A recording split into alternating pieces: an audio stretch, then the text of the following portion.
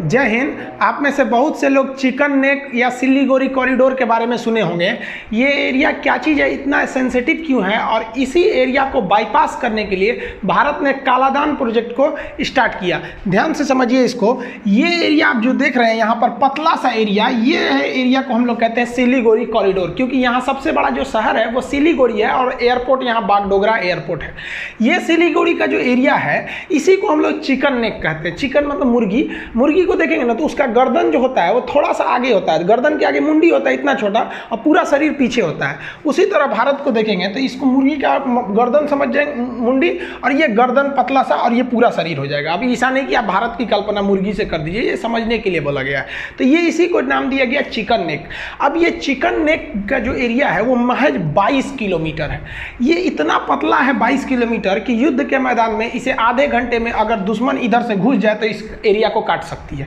अब इसके कटने से क्या होगा, यहाँ से हमारे जो नॉर्थ ईस्ट स्टेट है सब, जिसे हम लोग पूर्वोत्तर राज्य कहते हैं, उसमें 8 स्टेट आते हैं। सिक्किम, असम, अरुणाचल प्रदेश, नागालैंड, मणिपुर, मिजोरम, त्रिपुरा और मेघालय। जबकि अगर आप इसी में से केवल सिक्किम को हटा देते हैं तो बचते हैं 7। उन 7 को हम 7 सिस्टर कहते हैं। यानी इधर जो मेन पूर्वोत्तर राज्य है, पूर्वोत्तर राज्य में 8, उसमें 1 कम कर दीजिए तो 7 सिस्टर, तो बड़ा हो गया आपका पूर्वोत्तर राज्य। तो ये पूर्वोत्तर राज्य अगर सिलीगुड़ी कॉरिडोर या चिकन नेक दोनों एक ही को कहते हैं, अगर ये कट गया तो समझिए कि हम लोग को इधर जाने का कोई रास्ता ही नहीं बचेगा, क्योंकि इधर बांग्लादेश आ जाएगा, ऊपर में नेपाल। अब समस्या क्या है, चाइना जो है ऊपर बैठा हुआ है। चाइना की नज़र जो है वो इसी सिलीगुड़ी कॉरिडोर पर है। इसी के लिए चाइना ने डोकालाम पर कब्जा करने की कोशिश की थी। डोकालाम हम लोग का नहीं है, डोकालाम तो भूटान का है। ये जो डोकालाम है वो भूटान का है। लेकिन डोकालाम के साथ एक प्लस पॉइंट क्या है, डोकालाम हाइट पे है, और हाइट पे होने की वजह से वहाँ पे से सिलीगुड़ी कॉरिडोर पे आराम से नज़र रखा जा सकता है। यहाँ से सिलीगुड़ी कॉरिडोर जो है महज 30 किलोमीटर पड़ेगा। अगर डोकालाम पे कब्जा हो गया तो वहाँ से सिलीगुड़ी पर आराम से नज़र रखा जा सकता है, सिलीगुड़ी पे क्या हो रहा है क्या नहीं, यहाँ से टोटल काटा जा सकता है। इसीलिए डोकालाम के विवाद में भारत जो है भूटान की ओर से चीन से लड़ गया, क्योंकि उसको पता था कि भाई साहब भूटान को बचाओ, नहीं तो कल को हमारा सिलीगुड़ी कॉरिडोर कट जाएगा। लेकिन वर्तमान में स्थिति जो है, खैर वहाँ डोकालाम का तो मैटर सुलझा लिए हैं, लेकिन आप देख रहे हैं कि नेपाल में केपी शर्मा ओली का जो सरकार है वो दिन पर दिन अजीब अजीब रंग दिखा रहा है। कभी हम लोग सोचे नहीं थे लोग उस तरह से वो हो गया नेपाल के साथ। तो अभी की जो करेंट सिचुएशन है, ऐसा हो सकता है कि चीन जो है नेपाल में एक सरकार पर अपना दबाव बनवा ले और यहाँ पर वो अपना एक सैन्य अड्डा ले ले।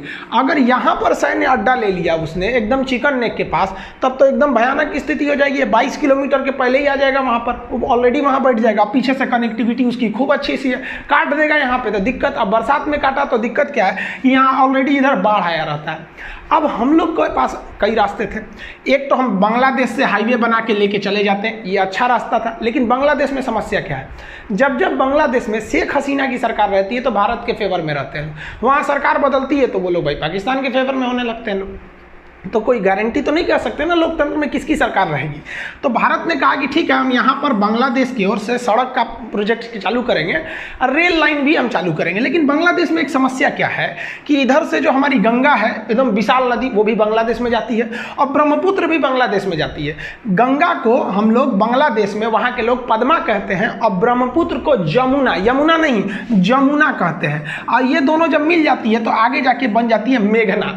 तो ये दोनों का संगम के बाद मेघना बन जाती है। तो ये खुद ही इतना बाढ़ में रहती है कि इधर से पार करना भी मुश्किल हो जाता है। तो भारत यहाँ से रेल लाइन पर प्रोजेक्ट पे काम करता है ताकि 7 सिस्टर यानी इधर पूर्वोत्तर के राज्यों को आराम से कनेक्ट किया जा सके।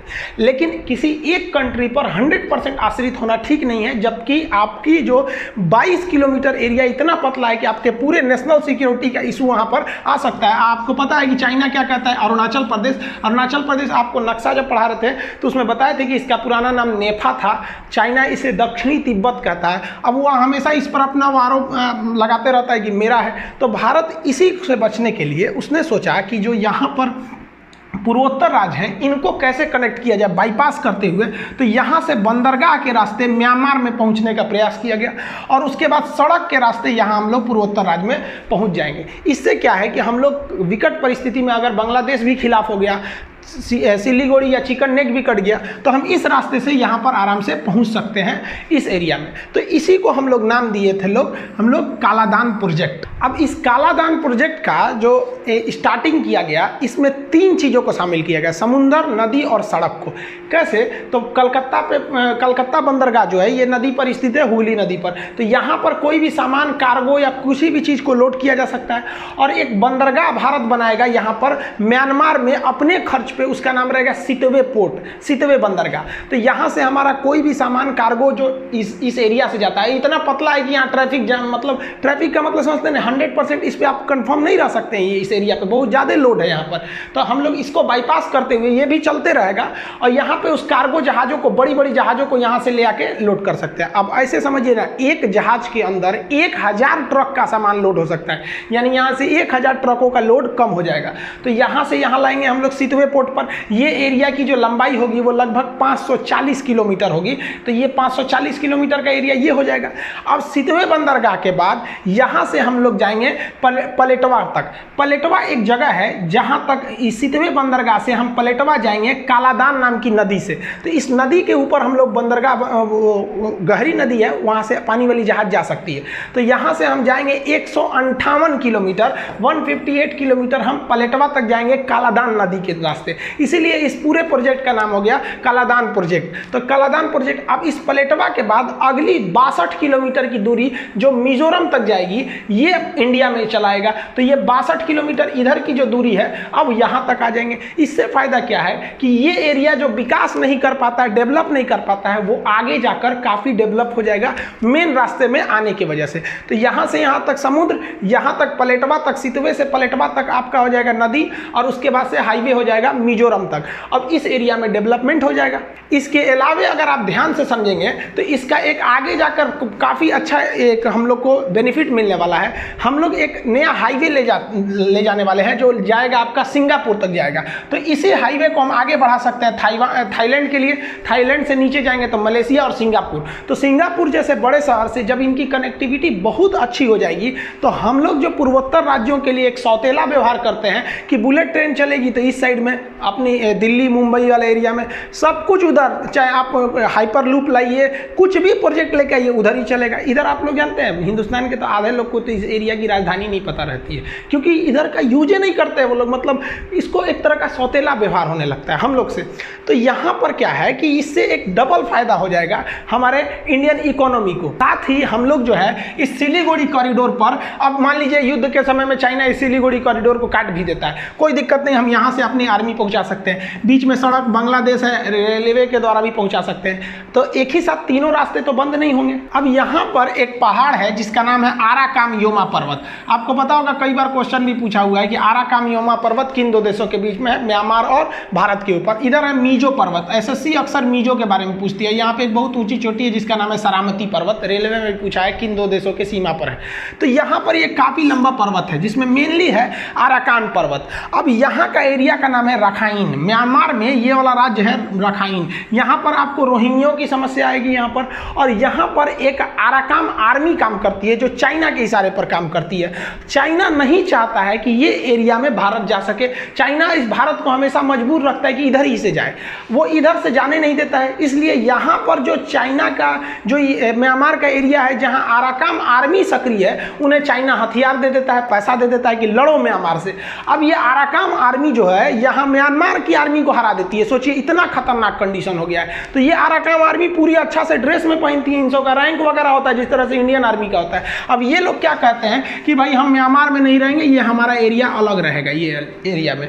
अब जबकि म्यांमार के जो सेना प्रमुख है उन्होंने स्पष्ट कर दिया है कि आराकाम आर्मी की जो मदद करता है चाइना, ओपनली मदद कर देता है। अब चाइना देखिए कितना खतरनाक है, आतंकवादी को मदद कर सकता है वो कि यहाँ पे भारत को रोका जा सके। जबकि म्यांमार, भारत मदद मांग रहा है म्यांमार भारत से। अब भारत को भी चाहिए क्या कि यहाँ खुलकर हम सपोर्ट करना चाहिए, यहाँ पर खोल के यहाँ आतंकवादी लोग को भी धो देना चाहिए। यहाँ पर रीजन क्या है कि हमारी सेना जो है 1999 से युद्ध नहीं लड़ी, कारगिल के बाद कोई बढ़िया युद्ध, उन सब कभी हाथ खजुआता होगा। मोदी जी आपको समझे में नहीं आता है, आप चुनाव में प्रचार करते हैं ना, आपको मान लीजिए 10 साल प्रचार करने नहीं दिया जाएगा तो आपका मुंह दुखाने लगेगा, आपको भाषण देने का आदत है, अच्छा भाषण देते हैं। अब फौज सब हमारी इंडियन आर्मी है, वो लड़ाई नहीं लड़ेगा तो उन सबको भी हाथ खजुआने लगता है, उन सबको भी मौका दीजिए, यहाँ धो के आएगा सब, है कि नहीं। यहाँ पे आर्मी को बैठा के रखें लोग, आर्मी भी धो के आएगी कि नहीं जाएगी। और अच्छा बात यह है कि भाई अगर चाइना विरोध करेगा तो कहेंगे लोग देखो तुम ही तो दे रहे हो, हथियार पकड़ाएगा मेड इन चाइना, देखो चाइना को आराम से बदनाम कर सकता है आदमी।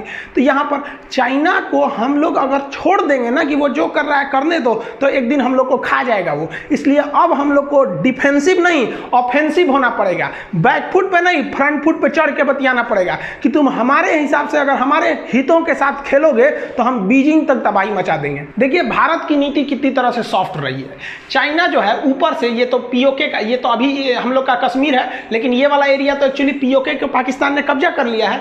तो यहाँ से चाइना एक सड़क ले जाता है जिसका नाम है CPEC, China Pakistan economic corridor. CPEC जो सड़क है यहाँ से लेके जाता है।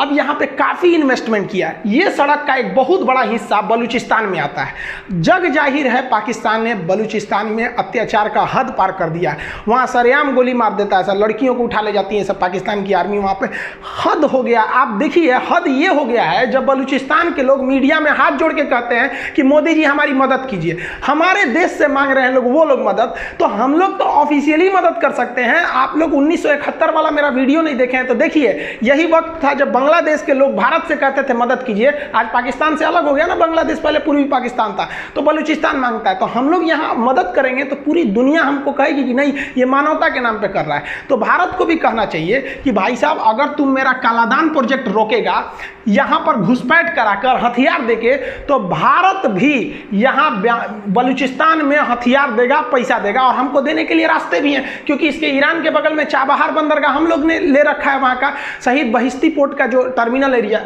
यहाँ से हम आराम से दे सकते हैं बलूचिस्तान वालों को। ये बेचारे ऐसे नाहक में मरते हैं, यहाँ एयरफोर्स तक बम गिरा देते हैं इन सब के ऊपर। तो भारत को कहाँ तक, आपको क्या लगता है कि भारत को चुपचाप टुकुर टुकुर मुँह देखना चाहिए? आप कमेंट करके बताइए कि भारत को ऑफेंसिव होना पड़ेगा कि नहीं, कि ऐसे ही चलते रहेगा वसुधैव कुटुंबकम। हम ठीक है भाई, वसुधैव कुटुंबकम उसके लिए है जो इंसान है, इन साले जानवरों के लिए कोई वसुधैव कुटुंबकम नहीं। अगर हम ईरान को भी देखेंगे तो ईरान का जो चाबहार पोर्ट लिया गया तो ऐसे लगता है कि जैसे पूरा चाबहार पोर्ट हम लोग ने ले लिया। गलत बात है भाई साहब। पोर्ट जो होता है ना बंदरगाह, बहुत बड़ा एरिया होता है, उसमें ना कई पार्ट्स होते हैं, उसे हम टर्मिनल कहते हैं। जैसे यहाँ देखेंगे तो एक ये टर्मिनल है, यानी यहाँ जहाज लगाइए सारे चीज को यहाँ रोक सकते हैं। एक यहाँ देखेंगे तो एक यहाँ टर्मिनल होगा, फिर एक इस साइड में टर्मिनल होगा, बहुत ज्यादा टर्मिनल होते हैं। तो भारत के पास केवल शहीद बहिश्ती पोर्ट का टर्मिनल है, चाबहार पूरा पोर्ट कहलाएगा, लेकिन टर्मिनल का अलग अलग नाम रहेगा। जैसे आप स्टेशन पर जाते हैं तो प्लेटफॉर्म नंबर 1, 2, 3 ऐसे रहता है ना, वैसे ही चाबहार बंदरगाह का केवल एक प्लेटफॉर्म हम लोग के पास है, शहीद बहिश्ती पोर्ट का एरिया जो है, शहीद बहिश्ती टर्मिनल, वो सबसे मुख्य टर्मिनल है। तो वो एरिया हम लोग के संचालन में, बाकी पूरा ईरान के अंडर कंट्रोल में है। ईरान अभी बात कर रहा है चाइना से, तो खैर ये अलग मैटर है। हम लोग ने यहाँ इन्वेस्टमेंट किया है। भारत सरकार को भी एक और सितवे पर ज्यादा ध्यान देते रहना चाहिए, वहां पे जो इंसर्जेंसी है, जो उग्रवादी, उनको धोते रहना चाहिए, और भारत को भी इधर ईरान को अपने पक्ष में लेते रहना चाहिए। ये जो हम लोग के पास ऑलरेडी एक टर्मिनल है, उसके अलावा भी भारत को इन्वेस्टमेंट और करते रहना चाहिए, ताकि ईरान कैसे भी चाइना के फेवर में नहीं जाए। आई होप आप इसको समझ गए होंगे कि सिलीगुड़ी कॉरिडोर क्या है, चिकन नेक क्या है, डोकालाम से क्यों विवाद हुआ था, और आपका ये जो कालादान प्रोजेक्ट था इसको लेकर। मिलेंगे नेक्स्ट वीडियो में, तब तक के लिए जय हिंद।